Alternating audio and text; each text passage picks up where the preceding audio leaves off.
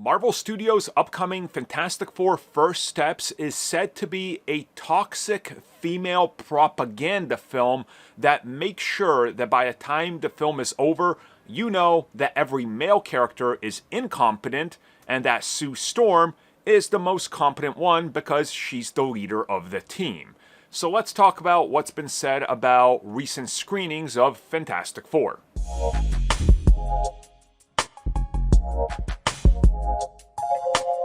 So if you have been following the reactions and the news in regards to Fantastic Four, we know that screenings of the film did happen, and these were confirmed to have in fact taken place. Now, Marvel typically is doing screenings with films that they're worried about. This happened with the recent released Captain America Brave New World, and it happened with other films recently, going as far back as Ant-Man and the Wasp: Quantumania.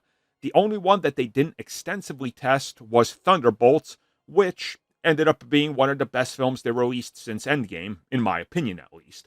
So, audience reactions for Fantastic Four have been generally seen as positive or good enough, I should say. But there has been a lack of people saying it's amazing or fantastic.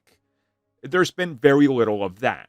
And per numerous reports out there, we know exactly why. So what we're going to do in the next couple parts of this video is break down everything that's been said and how this film is toxic feminist propaganda. And this all starts with recent comments by people that worked on the film, where they revealed that instead of having Reed Richards as the lead of the Fantastic Four, the lead is in fact the Invisible Woman, Sue Storm.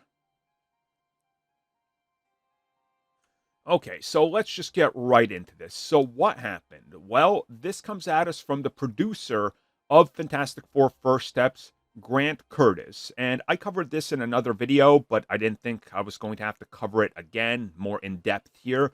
So what he said was, and I quote, "If you go back through the comics, you realize that Sue Storm is arguably the leader of the Fantastic Four, because without Sue Storm, everything falls apart.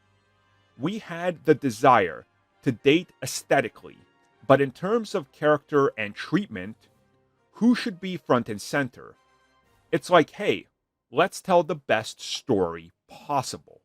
End quote. He would then add, and I quote, "Sue's a badass bitch," and then added, "She's a genuine feminine soulfulness." End quote. Okay, so let's just address the whole leader thing. Yes, the Fantastic Four are equal footing. That is true. That doesn't seem to change, but you do need to add an angle on this where somebody is more of a leader than anybody else. And as they stated, you looked at the four of them and who's the most level-headed, who's the one that can probably make the toughest call and not be swayed by something. That's going to be Sue. Reed Richards has literally almost let entire sections or species or parts of the multiverse die in the pursuit of scientific research. Johnny Storm looks out for himself, looks out for how he can propel his fame and how he can put himself front and center. Ben Grimm, the Thing, is reserved. He's pulled back and he doesn't want to be too much in the spotlight. Sue Storm looks over all of them. She goes to each one of them and helps them out. She humanizes each one of them. And she's also the most level-headed one that thinks with what's the best thing for my family, first and foremost, before thinking of anybody else. This, again, is important because she levels them out. This has been Sue Storm's characteristic since the beginning, since the first time I ever picked up anything Fantastic Four, which is when I was 5 years old in the early 90s. When my dad's stack of comics had Fantastic Four there, and then I found old cartoons. And automatically Sue Storm, I could even tell the trait that she was like the level-headed one. So, what exactly is going on here? Well, according to the reports, she's going to talk down to everybody and make all the guys look like idiots. So, per reports in regards to the screenings, there's some info coming out that the way that Sue Storm is handled is apparently talking down to everybody and making everybody look like an idiot compared to her. Now, again, if you just take what I said in the last part of the video and apply it to this, doesn't that technically make sense? Reed is always so deep into his work, he overlooks the most basic needs of his family and his wife.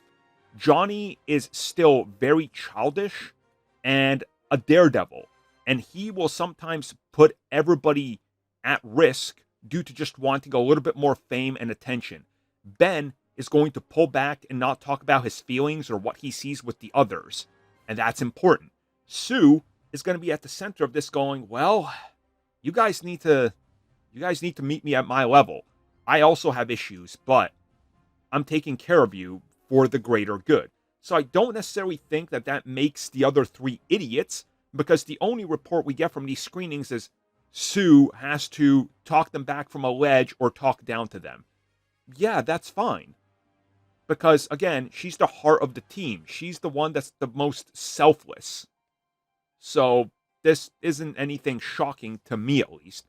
But where things get really out of hand is the whole girls get it done aspect that Marvel is apparently pushing in this film. Okay, so here's what's been stated. Apparently, the whole reason that we're hearing now how this is feminist propaganda and all that is because it's all down to Sue Storm.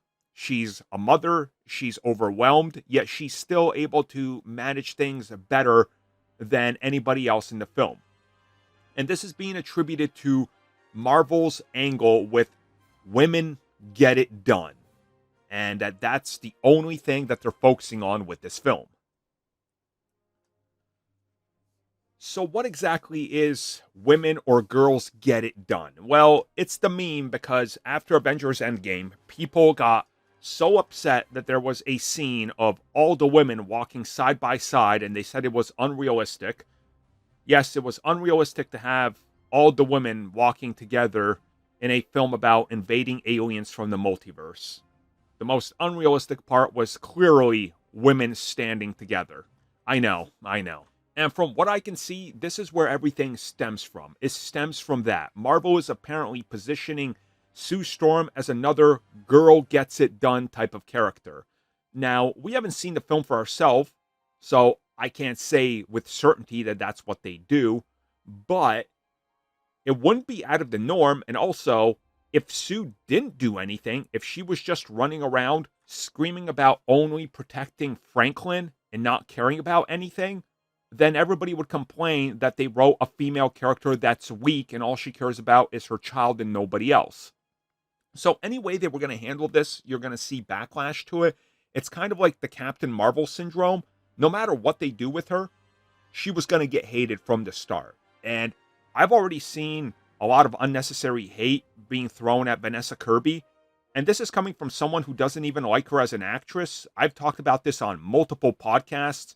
Even when she was in the running, I've expressed that I don't like her as an actress. I've never been impressed with her range or what she can do. But again, I haven't seen all, her projects. So I can't be for certain that she's going to be good or bad in this film. But I think it's telling that a lot of people are focusing on this negativity. And it all comes from what I can tell is make-believe reports that people have spun out of control out of one statement made by the screenwriter, which I think is honestly, as most things are with grifters these days, it's not genuine. And it comes from a place of hatred and grifting and wanting people to just be upset, which is not fair to any film, especially one where, hey, look, one member of the Fantastic Four is important because she has a child and she's trying to level everybody out and they start to hate it, not understanding that that's the full extent of what the character does. But that's not it when it comes to Girls Get It Done, as the last part of this is the Silver Surfer factor. And, well, the surfer is a woman. So, of course, I think everybody knows Fantastic Four features the female Silver Surfer. And this has been something that's been discussed many times from all angles. And as I've said before, I'm not really a fan of the actress. I'm not a fan of this version of the Silver Surfer. So I'm not really in the fight either way with this one. I just don't care about this version of the Surfer. And I fully expect that she's only a one and done here. But other reports have recently suggested it might not be the case. And we could see her stay around for a while. And that this film will apparently show us that, again, the most powerful character in the MCU is a woman, the female Silver Surfer. Well, even if it was the male Silver Surfer, having the power cosmic pretty much makes you one of the most powerful characters out there. So even if it was Norrin, the Silver Surfer, I think the problem would be then he's defeated in this film, and suddenly that's, Silver Surfer. He's done. They're saving him for the MCU. So I don't think them including a female Silver Surfer in this is inherently propaganda. I just think that they wanted that surfer so they could save the surfer we all want for the MCU. And we all want Norrin Rad. So I don't see anything in regards to this that makes me think, oh, it's more propaganda and trying to make women the big deal of everything and make men small or whatever. I'm just not seeing that here. Granted, if the film comes out and that's it, I'm going to be back here, to talk about it and rip the film apart. But I'm just not seeing it. I think it's selective outrage. And that's what we have. So, hopefully, oh man, this is a long video. I'm sorry. I tried to aim for like 8 to 9 minutes. I'm sorry this is going to hit like 13 minutes. But I wanted to say everything I had to say. Just take it for what it is. And what it is a bunch of rumors. And if the film is terrible, we'll come back and talk about it. I'll tell you it's terrible. Like Secret Invasion and Love and Thunder. And the Eternals. Thank you for checking out that video. And thank you for your continued support. Feel free to like, share, subscribe, do whatever you will. And if you're so inclined and would like some additional content from us, which includes unfiltered content and bonus discussions, we do offer exclusively in our member section. We hope to see you there. So thank you for watching and have a good one.